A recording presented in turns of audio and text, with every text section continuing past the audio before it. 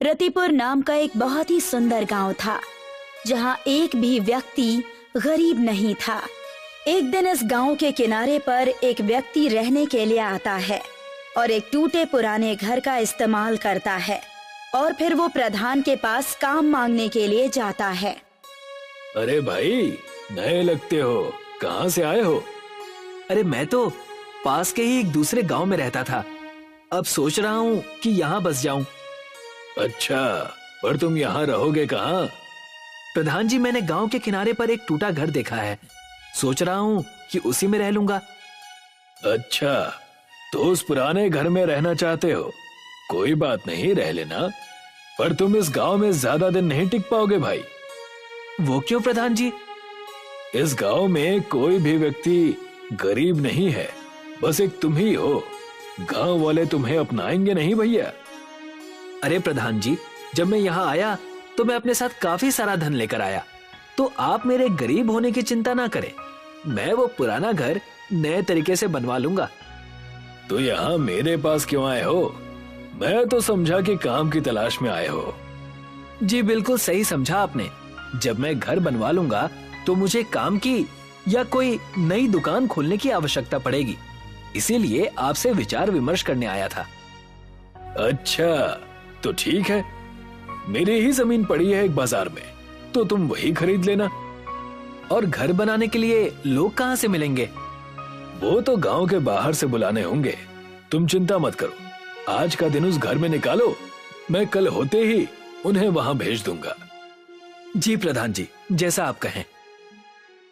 ये कहकर लच्छू वहां से अपने घर की ओर चल देता है और प्रधान मुस्कुराने लगता है। शाम हो गई और प्रधान के घर पर दो लोग आए। ललित और मोहित, एक नया काम आया है। कैसा काम प्रधान जी? इस गांव के किनारे जो पुराना घर है, वहाँ एक नया व्यक्ति आया है, लच्छू नाम का। कहते हैं धन पर्याप्त है, एक नई दुकान खोलना चाहता है और साथ में एक घर भी बनवाना चाहता है। तो आप क्या चाहते हैं, अब हम घर बनाए? मोहित, पूरी बात सुनो। उन्होंने कहा कि बहुत धन लाया है उसने। क्यों प्रधान जी? सही समझा है तुमने। ओह, तो ऐसी बात है, तब तो हम उसका घर बनाने के लिए कल ही चले जाएंगे और शाम तक काम पूरा कर देंगे। ठीक है, अब काम पर लग जाओ तुम दोनों। अगले दिन ललित और मोहित लच्छू के घर के सामने खड़े थे। अरे भैया लच्छू, यही रहते हैं क्या? प्रधान जी ने बताया था कि यही पता है, पर पता नहीं आप कहाँ हैं। तभी दरवाजा खुलता है और लच्छू बाहर आता है। हाँ जी भैया, मैं ही लच्छू हूँ और यही घर मैंने खरीदा था। आप बस इसे सही से बना दीजिए। चिंता न करिए, साफ कर देंगे पूरा। और ये बंजर घर लगने लगेगा चकाचक। ठीक है भैया, और पैसे की चिंता मत करिएगा, मैं सारा पैसा काम होते ही दे दूंगा। ललित और मोहित घर के अंदर घुसते ही वो देखते हैं कि वहाँ बस एक संदूक रखा है और एक कपड़ों का थैला। ठीक है भैया, तब हम काम शुरू कर देते हैं। जी, आप दोनों काम कीजिए, कोई जरूरत पड़े तो मुझे बताइएगा। जी भैया जी। दोनों को काम करते करते काफी देर हो गई। कड़ी धूप हो चुकी थी। लच्छू कहता है, भैया मैं आप दोनों के लिए कुछ खाने को ले आता हूँ। जी भैया जी, भूख तो लग गई है, आप आएंगे तब तक हम आज का काम पूरा कर लेंगे। हाँ, पूरा साफ कर देंगे। हाँ हाँ ठीक है भैया, आप दोनों लगे रहिए, मैं अभी आया। लच्छू वहाँ से ये कहकर चला गया। भैया भैया, ये तो गया, अब हम असली काम शुरू करेंगे। काम तो आते ही हो गया था मोहित। वो कैसे भैया? वो देखो, बस एक संदूक रखा है और एक बक्सा जिसमें कपड़े दिख रहे हैं, और कोई भी सामान इस आदमी ने नहीं रखा है। अच्छा, तो वो खजाना जरूर उस संदूक में ही होगा। आप तो बड़े होशियार हो भैया। चल मोहित, साफ कर देते हैं। दोनों भाई मिलकर उस संदूक को खोलते हैं। उन्हें सोने चांदी के सिक्के मिलते हैं। दोनों पूरा संदूक उठाकर वहां से भाग जाते हैं। अरे भैया ललित, मोहित, कहाँ गए आप दोनों? मैं खाना ले आया। लच्छू चारों ओर सिर घुमाकर देखता है, पर उसे कहीं कोई नहीं दिखता। फिर वो देखता है कि उसका संदूक गायब हो चुका है। ये देखकर रोने लगता है। अरे लुट गया, मैं बर्बाद हो गया। मेरी पूरी जिंदगी की मेहनत चली गई। अब मैं क्या करूंगा? लच्छू प्रधान के घर चला जाता है। प्रधान जी, प्रधान जी। क्या हो गया भैया, तुम रो क्यों रहे हो? सब लुट गया, मैं लुट गया। थोड़ा शांत हो जाओ और मुझे पूरी बात बताओ। आपने आज जो 2 लोगों को भेजा था, उन्होंने मेरा सारा पैसा, मेरी जिंदगी की पूरी कमाई चुरा ली और वहां से भाग गए। ये कैसे हो सकता है? क्या उन दोनों ने सारे पैसे चोरी कर लिए? कितने पैसे थे उस संदूक में? बहुत पैसे थे, मेरी जिंदगी की कमाई थी उसमें। मैं अपनी सारी जमीन और घर बेचकर वो पैसे लेकर आया था कि इस गांव में आकर एक नई जिंदगी शुरू करूंगा। सोने चांदी के कई सिक्के थे उसमें। अच्छा, बड़ी ही दुखद बात हो गई ये तो भैया। रुको, मैं पानी लाता हूँ तुम्हारे लिए। जैसे ही प्रधान उठकर आगे बढ़ता है, उसके थैले से एक सोने का सिक्का गिरता है। लच्छू उसे उठा लेता है और बड़े ध्यान से देखता है। प्रधान जी, ये सिक्का मेरा है। यानी आप भी इस खेल में मिले हुए हैं। मुझे मेरे पैसे वापस कीजिए। अच्छा, तो तुम्हें आखिर पता चल ही गया। कोई बात नहीं, अब जब पता चल ही गया है तो क्या किया जा सकता है। बाहर आओ ललित और मोहित। ललित और मोहित दोनों वहां आ जाते हैं। तुम तीनों मिले हुए हो, मैं समझ गया। चुप भी करो भैया, पैसों का इतना मोह अच्छा नहीं है, इसलिए हमने तुमसे वो ले लिए। हाँ भैया लच्छू, उपकार किया है हमने तुम पर, दुनिया के मोह से छुटकारा दिलाकर। बाहर फेंक दो इसे। ललित और मोहित उसे बाहर निकाल देते हैं। चल भाग यहाँ से। दिखाई मत देना प्रधान जी के यहाँ। हाँ। लच्छू रोते हुए जंगल की तरफ जाकर बैठ गया। तभी वहाँ एक भिखारी आता है। क्यों रे भैया, रोता क्यों है? तुम नहीं समझोगे। एक भिखारी को दूसरा भिखारी ना समझे तो वो व्यर्थ है भैया। मैं भिखारी नहीं हूँ, मेरे सारे पैसे इस गांव के प्रधान ने चोरी कर लिए हैं। तो हो गए ना भिखारी तुम भी। हाँ, शायद सही कह रहे हो तुम। अब मैं क्या करूं, मुझे कुछ समझ में नहीं आ रहा है। मुझे कुछ पैसे दे दो तो मैं तुम्हारी मदद कर सकता हूँ। अभी भिखारी कहकर चिढ़ा रहे थे और अब पैसे मांग रहे हो। गजब की माया है। समझता हूँ, पर भूख इतनी लगी है कि क्या करूं। लच्छू अपने जेब से सारे पैसे निकालकर उसे दे देता है। बस ये आखिरी पैसे बचे थे मेरे पास। सारे पैसे दे दिए मुझे और खुद के लिए कुछ क्यों नहीं बचाया? तुम भी तो परेशान हो। मैंने तो आज खाना खा लिया था, तुम भी खाना खा लेना इससे। क्या मांगते हो? मैं भी तुम्हें वो दूंगा। मेरा बोला खाली नहीं जाता, तो सोच समझ के बोलना। शायद तुम झूठ नहीं कह रहे, लेकिन फिर भी फिलहाल मैं इस हालत में नहीं हूँ कि कुछ सोच सकूं और मांग सकूं। अपनी इच्छा से जो उचित समझो वो दे दो।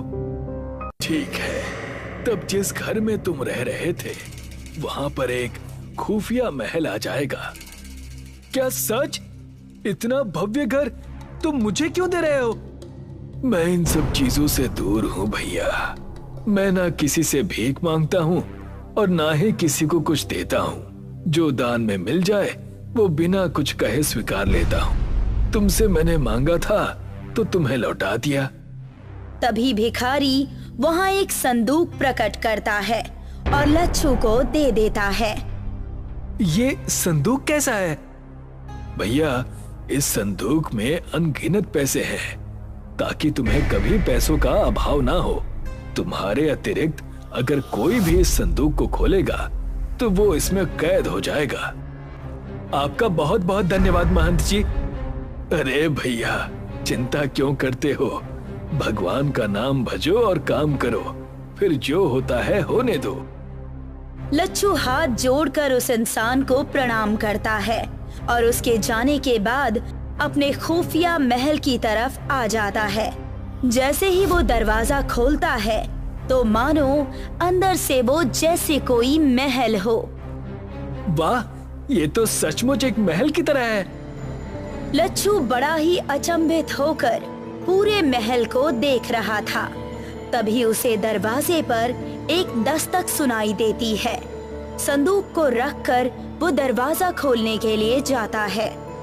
दरवाजा खोलते ही ललित मोहित अंदर घुसे चले आते हैं और एक पल के लिए बहुत चक्के रह जाते हैं। ये क्या है? कैसे? कहां से? कब से? क्या काम है? अब क्यों आए हो यहाँ?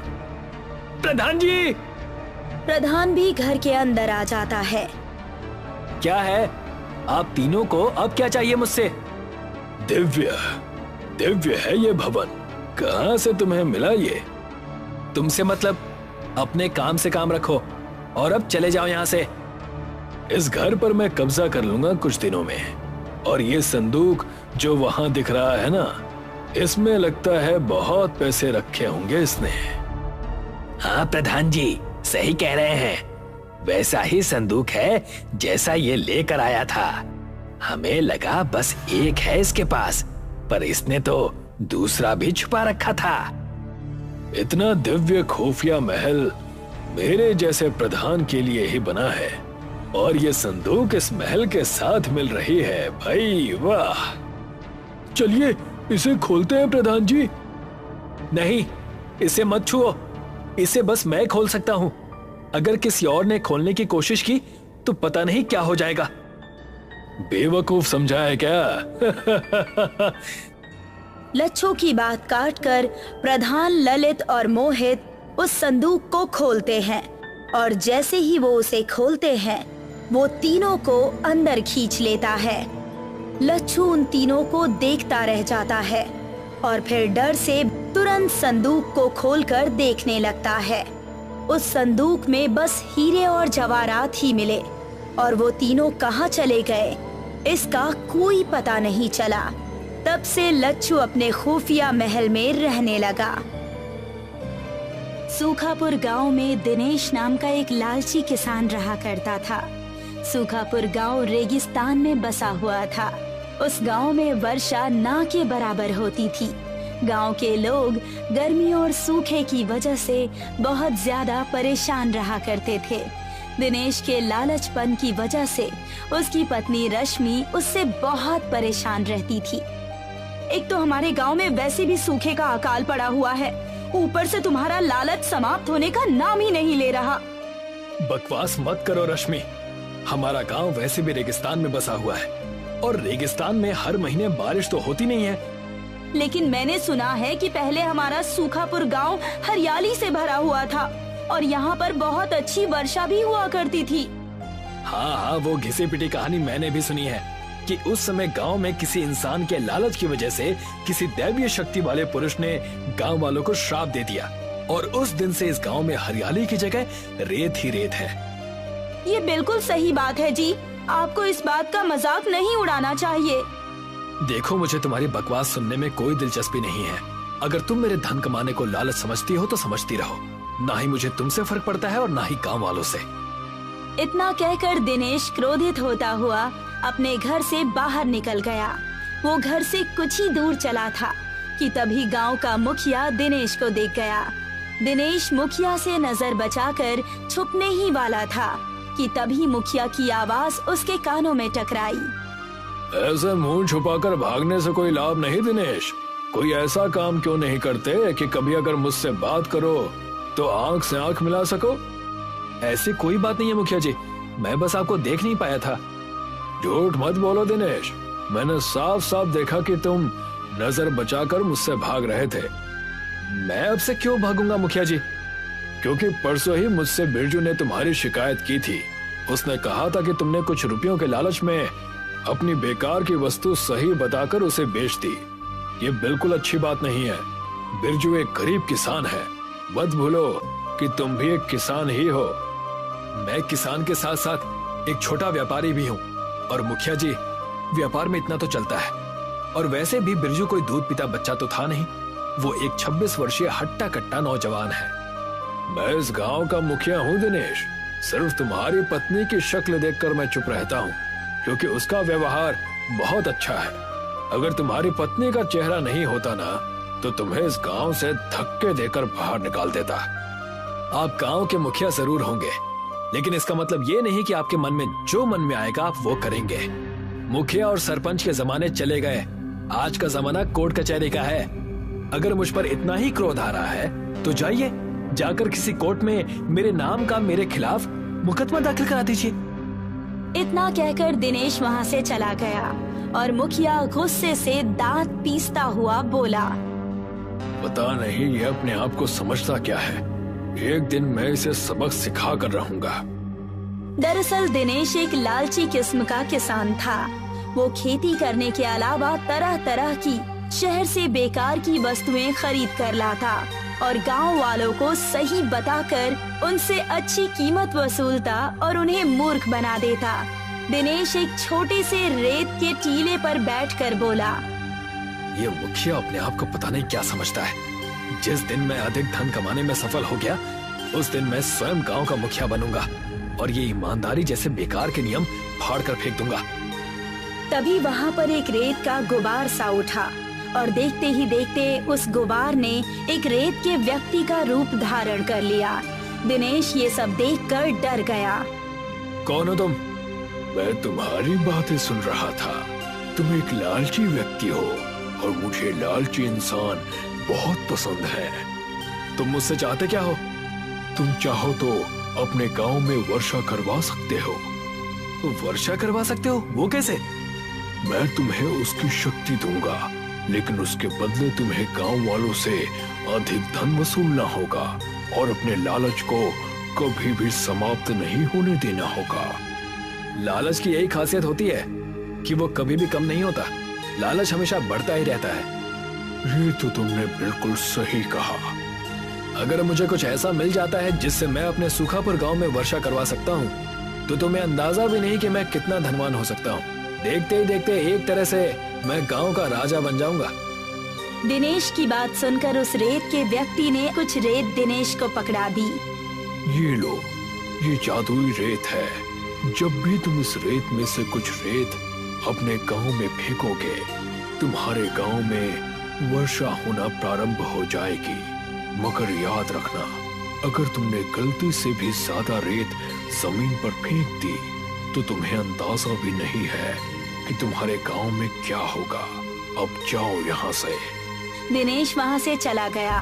दिनेश के जाते ही वो व्यक्ति हंसते हुए बोला, मूर्ख कहीं का, कितने समय बाद सूखापुर गांव में एक लालची व्यक्ति मुझे मिला है। अब समय आया है पुराना बदला लेने का। ये व्यक्ति अपने ही गांव को बर्बाद कर देगा। दिनेश उस रेत को लेकर सीधा अपने गांव पहुंच गया और सारे गांव वालों को एकत्रित करते हुए बोला, गांव वालों, क्या तुम चाहते हो कि हमारे सूखापुर गांव में वर्षा होना प्रारंभ हो जाए? ये तुम कैसी बातें कर रहे हो? कौन नहीं चाहेगा कि यहाँ पर वर्षा हो और यहाँ रेत की जगह हरियाली आ जाए? मेरे पास एक ऐसी शक्ति है कि अगर मैं चाहूँ तो इस गांव में वर्षा हो सकती है, लेकिन तुम्हें उसके बदले अपनी सारी संपत्ति मेरे नाम करनी होगी। वर्षा के बाद हरियाली होगी और तुम्हारी बंजर जमीन उपजाऊ हो जाएगी। उस जमीन में तुम जो भी फसल उगाओगे वो सारी फसल मेरी होगी। लगता है तुम पागल हो गए हो दिनेश।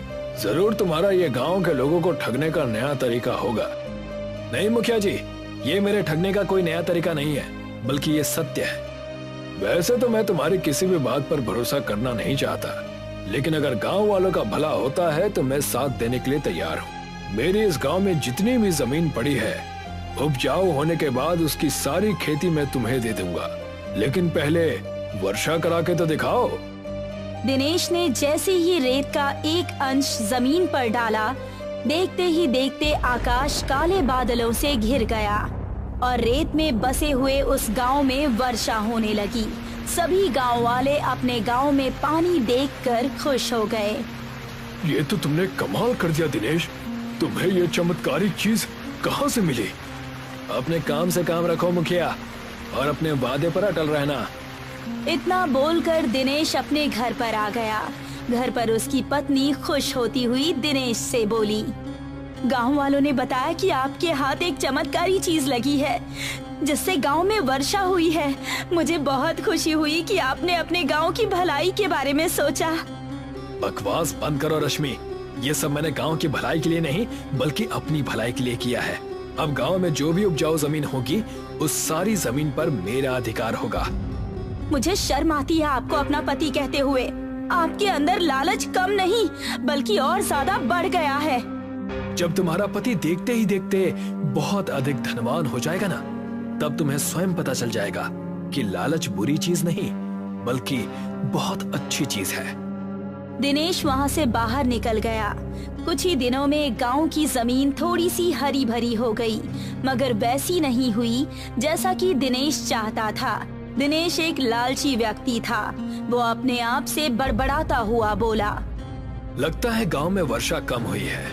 एक काम करता हूँ, ये सारी की सारी रेत मैं जमीन पर फेंक देता हूँ। बहुत ज्यादा वर्षा होने पर यहाँ की जमीन बहुत ज्यादा उपजाऊ हो जाएगी। इतना बोलकर दिनेश ने वो सारी की सारी रेत जमीन पर फेंक दी, मगर अगले ही पल एक तेज धमाका हुआ और देखते ही देखते गांव में बर्फ की बाढ़ आ गई और कुछ ही दिनों में गांव का जीवन तहस नहस हो गया।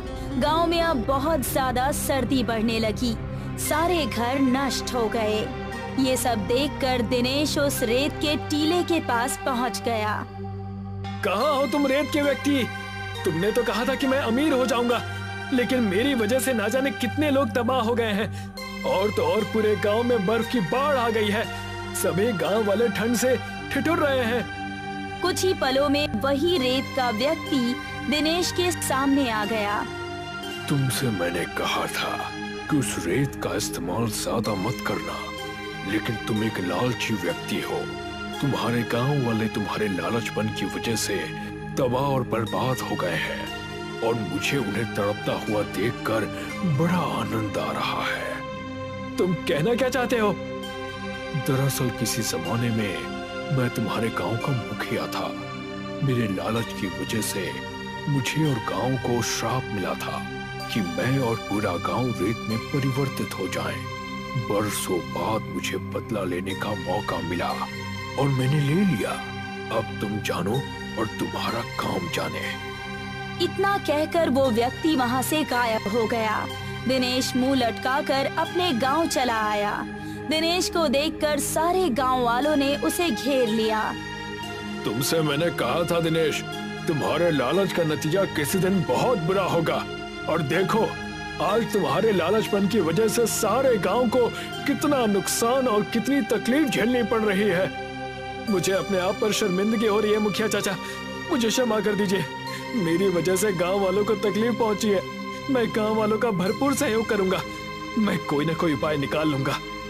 अब तुम क्या करोगे? फिलहाल तो गांव वालों को ठंड से बचाने का इंतजाम करना होगा। इतना बोलकर दिनेश अपने घर से बहुत सारे मोटे बोरे और रुई ले आया और गांव वालों की ओर देखकर बोला, गांव वालों, हमारे घर तो तबाह हो चुके हैं। तुम सब बोरों और रुई से गुदड़ी के घर बनाओ ताकि तुम्हें ठंड में थोड़ा सुकून मिले। गांव वालों ने ऐसा ही किया। दिनेश के कहे अनुसार वो सभी बोरे और रुई मिलाकर झोपड़ी गुदड़ी के घर बनाने लगे। गांव वालों को इससे बहुत ज्यादा राहत मिली। तुम्हारे अंदर का बदलाव देखकर मुझे अच्छा लग रहा है दिनेश, लेकिन गांव वालों को अभी पूरी तरह से राहत मिली नहीं है। अभी भी कुछ लोग हैं जो बेघर हैं। मेरे पास एक उपाय है मुखिया जी। क्यों ना हम ट्रैक्टर की ट्रॉली को उल्टा करके उससे एक घर बनाएं। उससे होगा ये कि घर गर्म भी रहेगा और घर का घर भी हो जाएगा। वाकई तुम्हारे दिमाग का तो जवाब नहीं। अगर यही दिमाग तुम अच्छे कामों में लगाते तो आज बहुत सफल होते। मुखिया ने गांव में यही ऐलान कर दिया। गांव वालों का जीवन कुछ दिनों तक ऐसे ही चलता रहा, मगर एक दिन अजीब घटना हुई। देखते ही देखते गांव से बर्फ समाप्त हो गई और ठंड भी खत्म हो गई और सारे गांव में हरियाली ही हरियाली छा गई। मुखिया दिनेश के पास आकर बोला, दिनेश, ये सब कुछ कैसे हुआ? पता नहीं मुखिया चाचा, मेरी भी कुछ समझ में नहीं आ रहा। चलो चलकर देखते हैं।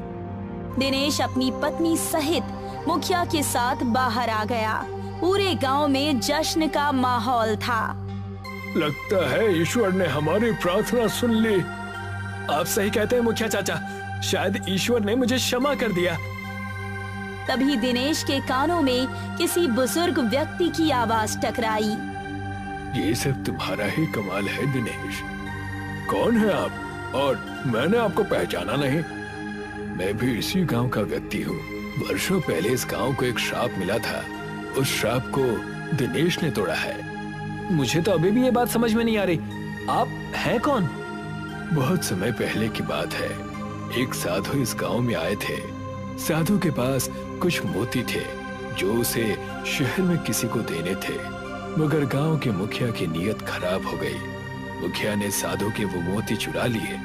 गुस्से में आकर साधु ने मुखिया सहित इस पूरे गांव को श्राप दे दिया कि ये पूरा गांव रेत में परिवर्तित हो जाए, और वही हुआ। हाँ, लेकिन इससे मेरा क्या लेना देना? गांव वाले उस साधु के सामने बहुत गिड़गिड़ाए। तब साधु ने कहा कि इस गांव में कोई ऐसा लालची व्यक्ति जिसके लालच की कोई सीमा ना हो, जब वो सुधर जाएगा और उसके दिल में गांव के लोगों के लिए भलाई जन्म लेगी और उसका लालच समाप्त हो जाएगा, उस दिन उसका श्राप टूट जाएगा। और फिर वही हुआ। इतना कहकर वो व्यक्ति वहाँ से चला गया और गांव में सभी लोग खुशी खुशी रहने लगे।